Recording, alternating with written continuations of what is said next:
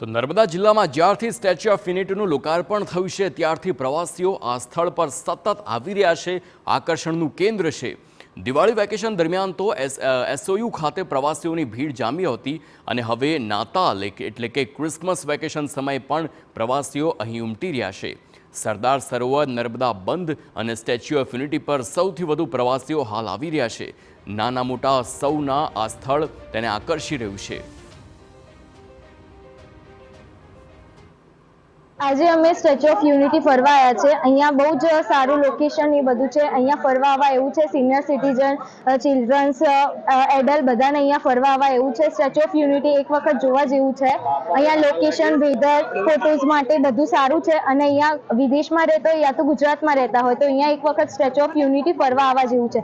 નાતાલના vacation અત્યારે ચાલે છે તો અહીંયા 5-6 દિવસનું વ્યવસ્થા બી છે, રહેવાની રિસોર્ટ બધું છે તો અહીંયા રોકાવા જેવું છે અને બહુ જ મજા આવે એવું છે। તો Sardar Sarovar dam, Vishwa Van, Ekta nursery, butterfly garden, Ekta auditorium, cactus garden, Bharat Van, ferry services, jungle safari અને એકતા મોલ જેવા અન્ય આકર્ષણો પણ છે, જે માણવા માટે પણ પ્રવાસીઓ 2 થી 3 દિવસ વીતી જતા હોવાના કારણે મિની વેકેશન વિતાવવા પ્રવાસીઓની પહેલી પસંદ સ્ટેચ્યુ ઓફ યુનિટી બન્યું છે।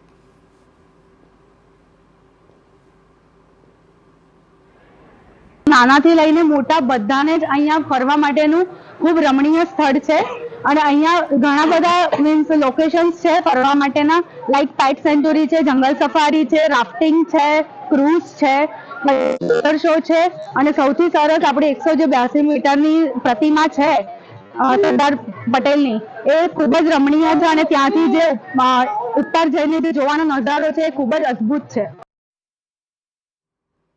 क्रिसमस में भी बेसिकली हमारा लेविश बुफे होगा और लंच में भी लेविश बुफे होगा, डिनर में भी क्रिसमस थीम पे पूरी डिनर बुफे होगी।